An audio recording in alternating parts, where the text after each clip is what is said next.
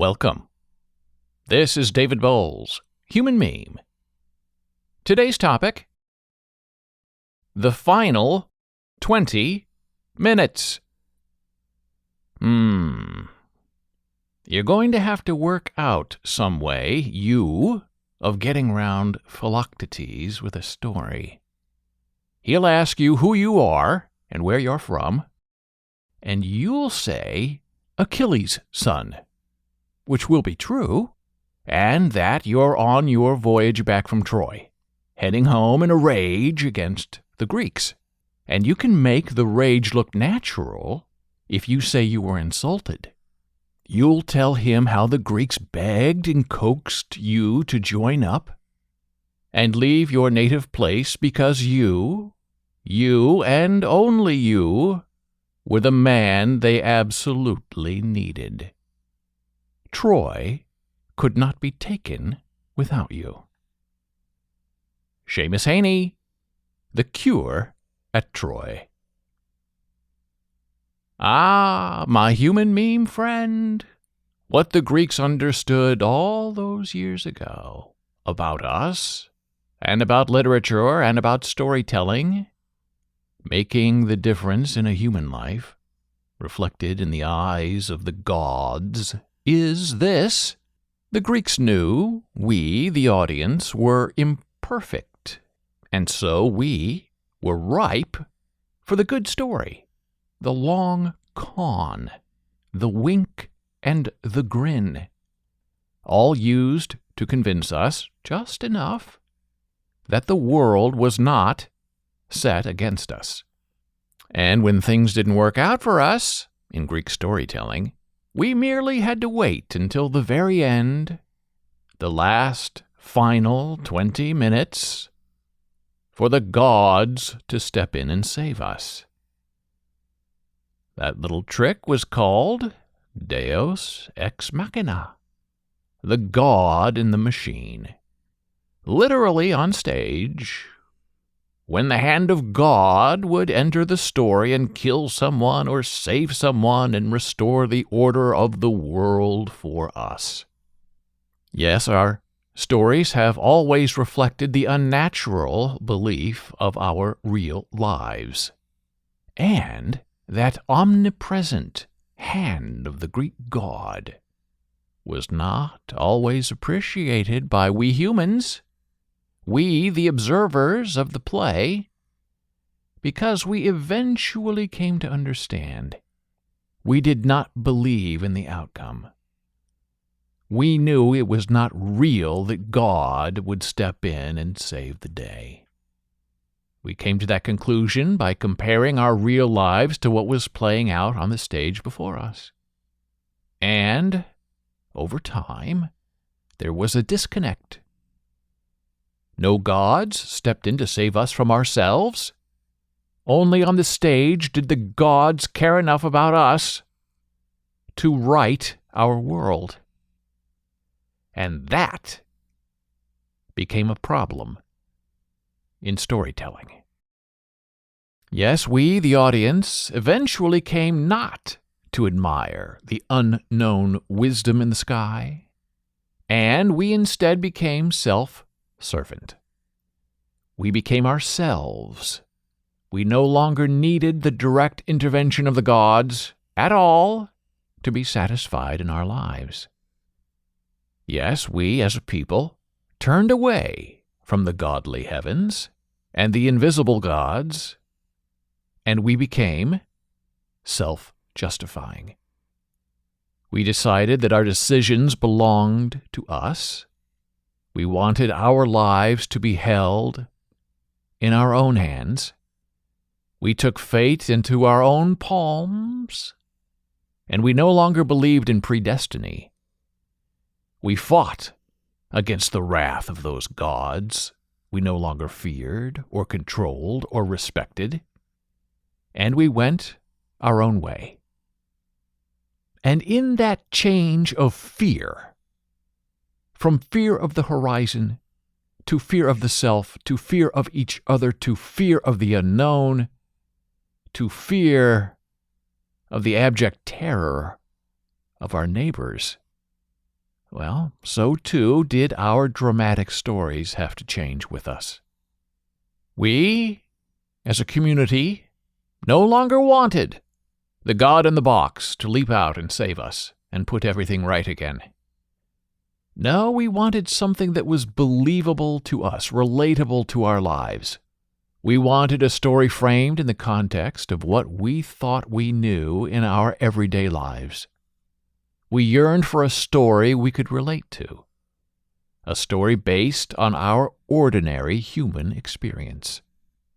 We demanded really, something that made logical and emotional sense in our limited notion of what the world was and what it meant to be alive.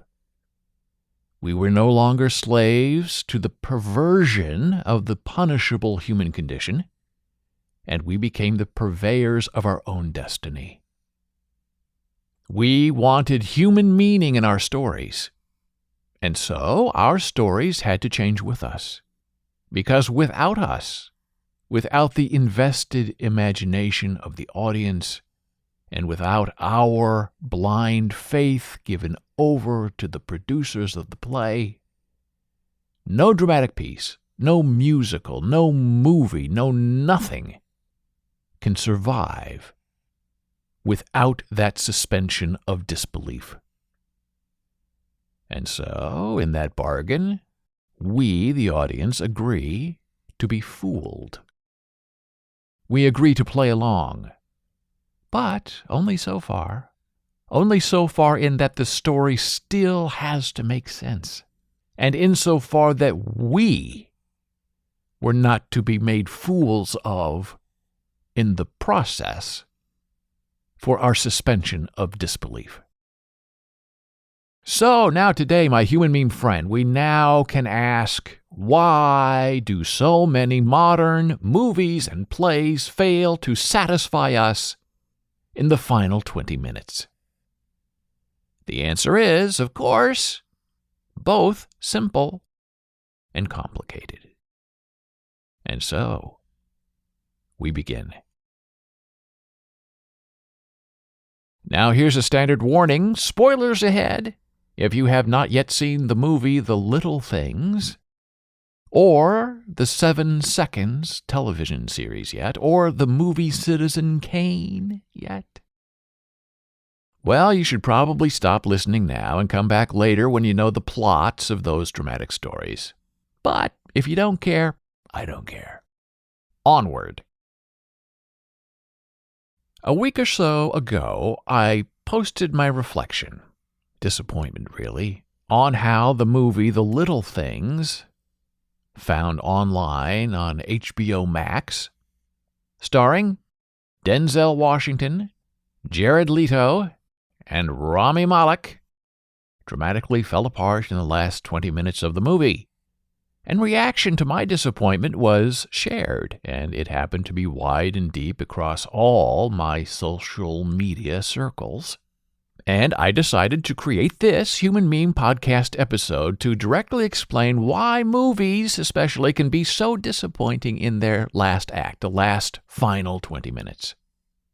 And to also discover what the storytellers did wrong in the construction of their play and what they might have done differently and what they might do about it in the future to help heal these human wrongs. And believe me, we were all wronged.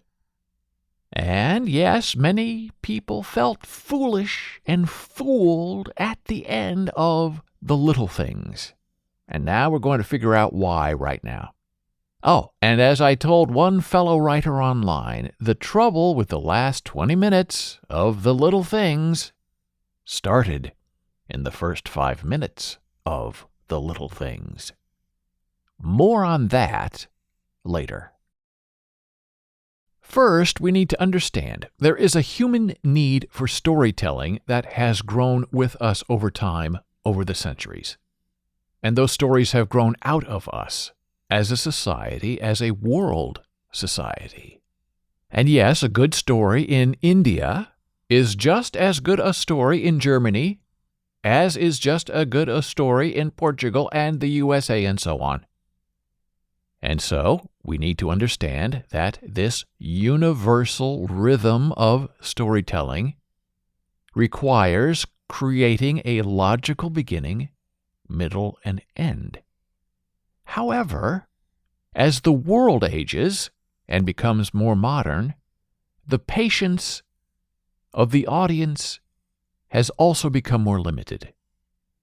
Where once, a long time ago, we had a 7-act structure for plays, that then became the standard 3-act structure. Now we most commonly have a 2-act structure. And I do suspect soon enough we'll have 1-act plays and movies as a 1-hour one-off with no intermission. You sit down and get up 60 minutes later. Or maybe it will get even shorter. Maybe they'll be called mini-acts, 10-minute performances. Well, that's what this Human Meme podcast usually is, a weekly dramatic performance, scripted in 10 minutes, give or take a few minutes. Today, we're going to be giving a few more minutes. So I make this Human Meme podcast last around 10 minutes per episode. I structure the story. I know people like you are busy. Nobody wants to sit and listen to someone like me yammer on for an hour and a half. And so, in making these episodes 10 minutes, I have intention in the decision to be brief, while still trying to provide a verifiable structure in my performance, in this performance for you. No matter the length of the story, 7 acts, 1 act, there must be an emotional logic, an emotional through line to the story for the audience to follow. And a young child often knows better what makes a good story than someone who's been hanging around Hollywood for 30 years trying to sell the first screenplay. Because what the innocent child understands, and the mature adult misses in cynicism, is that a story needs beats, heartbeats, that are regular, recognizable, and predictable. The rhythm of storytelling. And yes, my human meme friend, we all yearn for resolution and meaning and understanding on the movie screen, on the stage, and especially in our real lives. We yearn to be fulfilled by stories told to us. That's why we practice our participation in dramatic stories. And that is also why religion, the original theatrical performance, is beloved by so many people. Because the church has a beginning and a middle and an end for each session. And people, the audience, need that sort of spiritual predictability to feel faithful and valorous. Religious people are theater people. Remember that. The church always tells a perfectly structured, compelling story. Know that and learn it. And we are busy. We do not easily want to give away our time without reservation because we have needs and expectations, and we want to take home from the dramatic religious experience something that means something to us. The great philosopher Aristotle called the conclusion of that dramatic process of rhythm and storytelling catharsis, the letting out of tension. I kind of call it the resolution of human intellectual emotion. And Aristotle provided us the blueprint: plot, character, thought, diction, music, spectacle. That's how you get there. And it's up to us to follow the directions if you're a storyteller.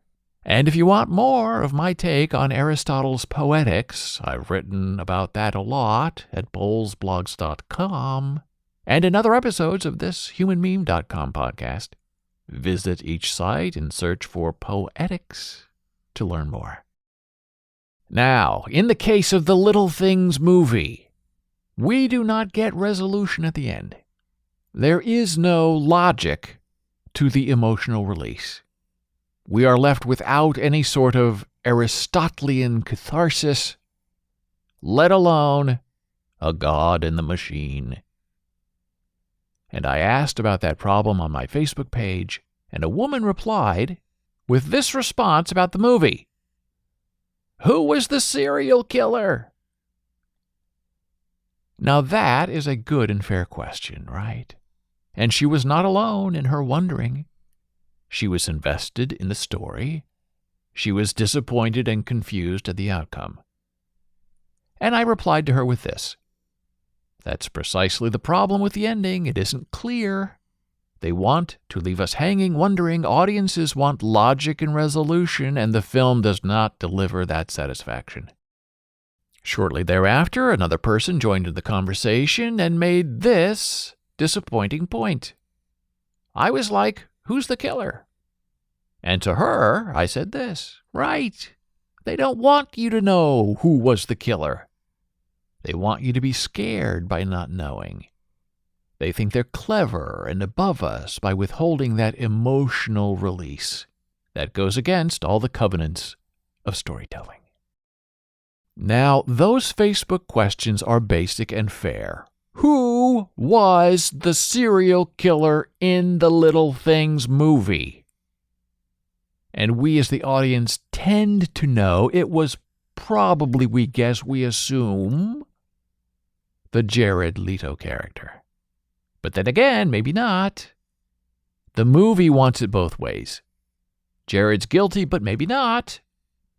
That's the escape hatch, an unfair escape hatch that some movie makers use. And it's a terrible way of doing business. It's a horrible idea because the movie wants us not to know what happens at the end of the movie. And that is antithetical to the covenant created together when movie makers sit down with an audience and share a story. We, the audience, agree to sit down in the first place and give up 2 hours of our lives to watch their story. So why are the last final 20 minutes, the final act of a story, the last moments of so many movies and TV shows and books and musicals and radio shows and everything else, just like the Little Things, leaving us wanting and wondering, who was the serial killer? What happened? Yes, we want to know. We need to know. We have the right to know. We are not emotionally satisfied with the intentionally blurry ending of anything. And unfortunately, there are 2 reasons this happens. First, the person who wrote the story is incompetent. Not unusual. Incompetent and in need of a good script doctor to fix the structure of the story. And that's what I do for a living. I fix scripts. And you'd be surprised how many people in entertainment have no idea how to end a movie. All these people put all their money and motivation into the idea, selling the pitch, the outline. They also concentrate on getting the right star and paying the star and raising more money, when all of that is doomed to fail in the end just because the script never worked from a structural point of view. The second reason for a bad ending is this: it was intentional. The storytellers want you lost. They want you unfulfilled. They want your rage to confuse you so much that cheated, unearned emotion then carries you onward without them. It's a false resolution. Those terrible storytellers were raised on the Twilight Zone. The Twilight Zone television show, the original, where the surprise ending is everything, and whatever came before was just imagined, a dream, unreal. Multiple gods in the Jack-in-the-Box, a deus ex machina that never ends. All providing an incomplete conclusion to something that never mattered in the first place. Now, don't get me wrong, The Twilight Zone is a wonderful television series for what it is in its own context, where you go in expecting to be surprised or confused. But a Twilight Zone ending does not translate well to non-Twilight Zone storyline structures. This conversation reminds me of a recent television series I wasted my life on, called 7 Seconds. That began and ended on the exact same event, a wrong decision that could have been right. So everything that happened over the course of 10 episodes meant nothing, because the main character took back the decision he made in the first episode in the last episode. So he wasted all that time just to return back to nothing. Now, if that same character had made the right decision in the first place, the last decision in the first episode, well, then everything would have been really interesting and dramatic, because something then is at stake. Something gets propelled forward based on a bad decision, an irrevocable decision. You can never go back to the way it was. But as it stood, all that time and money I spent on 7 Seconds, and all that acting and all that editing and extra effort for the audience resulted in the end with absolutely no drama or resolution. Now, if you want more information on what this 7 Seconds thing is, well, go to bullsblogs.com and do a search for 7 Seconds in Jersey City is a lifetime too long. So now, my human meme friend, the reason The Little Things fails as a movie is an excellent example of precisely where and how the story falls apart.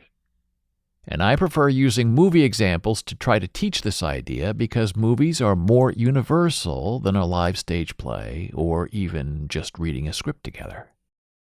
A movie is, as is, forever and is widely available and can be asynchronously viewed, while plays are produced live in real time, regionally, and every utterance varies from performance to performance. So, in The Little Things, at the end of the movie, when Rami Malek agrees to get into Jared Leto's car, right then, that decision, the movie is pretty much over, dramatically, right then. And it's over because it makes no logical, emotional sense for Rami to get into that car. His character would never do it. And we know that as an audience because we've watched him all that time. We know the morality and the inspiration and the flaws of his character. And he was a by-the-book sort of cop. And so when he enters the car, we, as an audience, intuitively know this movie is not going to end well for us. Who was the serial killer? Well, we don't know. They don't want us to know. The storytellers teased us that the killer is Jared Leto, but there's no evidentiary proof of that in the movie. And we really can't guess or even assume, because that's making up your own story ending, which can be fine, but it is not a universally shared experience with clarity of purpose and intention that we can discuss as a group. We do know a few things, the little things, right, in the remaining moments of the movie. One, we know that in the past, Denzel shot and killed, by innocent accident, the only living victim of a murder that still haunts him. And she was the only living witness to his previous murder investigation all those years ago. And that his involvement in her killing ended up leaving him scarred and wanting. It takes most of the movie to get us there intentionally and intellectually and dramatically to realize that understanding, but that's okay. It finally clears itself up. Now, we also know that Denzel also knows that Rami Malek is in the same situation, even though Rami doesn't realize it. Rami killed the presumed serial killer, Jared Leto, but that time in a fit of rage. So the evil is dead, but only by accident of a shovel to the head, and we, the audience, are left to wonder if Jared Leto was actually the real killer or not. And now we'll never know because Rami killed him. Then, in The Little Things, we get this mysterious red beret scene. The thing the dead girl in Rami's investigation was wearing when she was alive. We see Denzel buying a red beret, pretending it's from the victim, and he sends it to Rami to give him closure, and Rami understands the meaning of the red beret.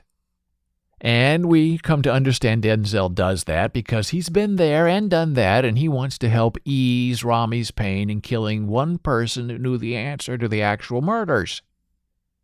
And we also know, but Rami does not, that Denzel's character is really just a liar and a fake, and that he just covered up, as a police officer, 2 murders, one back then and one just now. One, an innocent victim he shot years ago, and another one as Jared Leto, who was a wacky guy with long hair and who got anonymously buried in the desert. So Rami and Denzel, in the movie, have closure. It's really more Rami than Denzel, but we, as the audience, are cheated. We don't get any sort of closure. And that's a problem. It's a problem because we know that neither Denzel or Rami know. We, the audience, saw all sides of everything. We are the God on our own machine. We are omnipresent. We are ever-knowing. We have information Rami does not. And that is a problem for us, because while Rami in the movie has emotional satisfaction, we don't get that satisfaction, and Denzel really doesn't either. Denzel suspects Jared Leto is the killer, but he really can't be sure now because Rami just killed him with a shovel in the desert and buried him. So how is that sort of structure problem in the final 20 minutes of a movie fixed in the first 5 minutes of the same movie? It is fixed with careful attention to plot and clues and details. And to be perfectly clear and example, I present you with the greatest American movie of all time, Citizen Kane. Right away, at the start of the movie, we hear about Rosebud. And then again, at the end of the movie, within the final 20 minutes, we find out the meaning of Rosebud. Rosebud that has arced across the horizon of the entire movie, and everything beautifully falls into place for us as the audience. Even if some of the characters in the movie have no idea what really happened or why. And we, as the audience, are okay with that because, in the end, the only thing that matters to us is our contentment. The contentment of us as final observers, not as characters in the story. Orson Welles resolves us, and we are emotionally healed. And Citizen Kane is a rough movie, lots of twists and irrevocable change. But the ending of the movie satisfies us, because the beginning of the movie seamlessly sets up a contemporary end that we accept. So for me, my human meme friend, if I were hired right now, right away, to fix the little things, and I was given a ton of money and half an afternoon to do a rewrite, I would start the movie simply, with an unspoken semiotic, an image, if you will, that would begin our story. And that image would be a close-up of a broken red beret. We may not know where it is located or who has it, but we, the storytellers, establish that it exists. And because we are smart as an audience, we will inherently know that broken red beret is a clue. We're included in the story. It is a totem of importance. And then I would weave that broken red beret throughout the movie, letting it appear at important plot points that only we, the audience, may see and understand. Making that broken red beret just as big a part of the unraveling story as Denzel's spent bullet on the keychain of the medical examiner. Let that red beret haunt us, undefined, ill-formed, in context, until the final moment of the movie. And then the movie would end with the real broken red beret, not the fake one Denzel bought and sent to Rami, and we'd know what it means. We'd know where that broken red beret came from, even if it never gets sent to Rami. Maybe we'd be the only ones who ever know. Because we as the audience would have another image. We would just happen to catch a glimpse of that broken red beret dangling from the hair of Jared Leto as Rami Malek buries him in a shallow grave with dirt clods from the same shovel used to murder him in the desert. Yes, we have knowledge and information that seals us to the story. We know Jared Leto did it, and the evidence is clipped to his stringy hair is a broken red beret. Let the broken red beret silently tell the story. It is the victim's final testimony that one broken red beret can set up the story and end the story. Rosebud. Now, you could even let Denzel go ahead and still buy a fake red beret, just as he does in the movie, and sends it to Rami, just as he does in the movie. But the difference is we, the audience, would know what he was doing and why he was doing it. As our own invisible God in the machine. We know what really happened because we got confirmation and satisfaction from what we just saw happen in the grave. And we know the Rami red beret from Denzel was a fake because we saw Jared being buried with the real broken red beret. Now, I agree some in the audience might be confused by the double use of red berets. So it's slightly risky to play the end scene that way, but I think you could make it work with the right editing to help clarify it all. One thing you must always remember as a dramatist: audiences are smart. They've seen a lot of stories. And really, they know more than the filmmakers. And when the audience gets ahead of you, guessing at the plot points, then you are in big trouble as a movie maker because the story is not exciting or rhythmic or heart-beating. It's just ordinary and routine and seen before, stereotypical.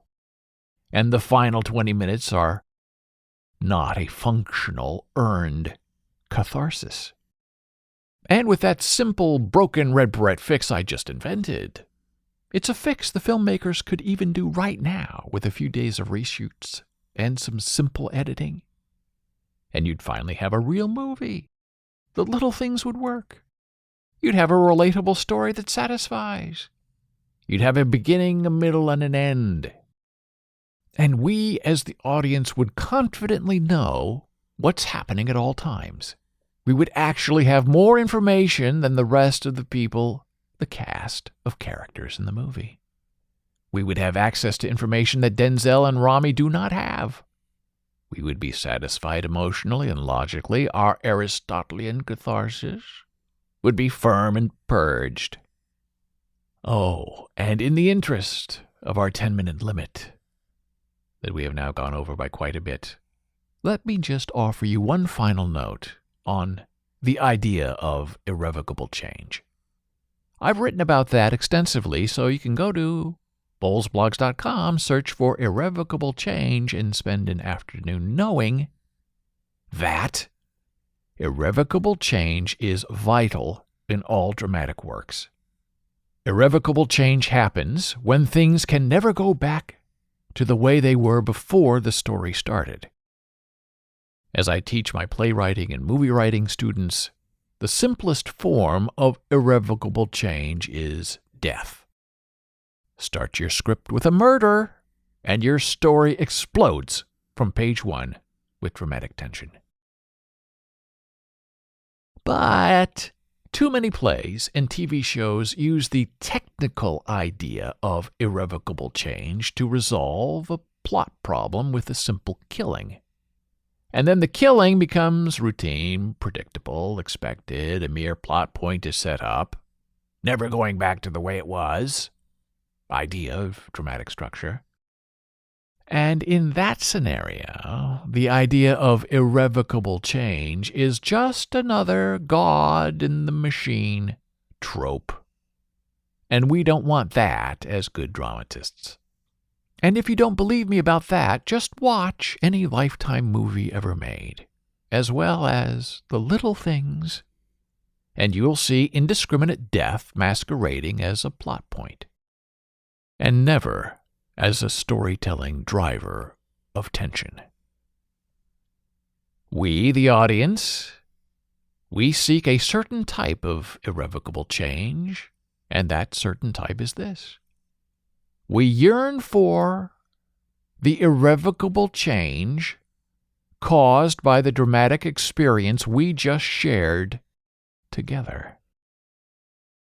And we want to discover together that the irrevocable change that just happened was inside us.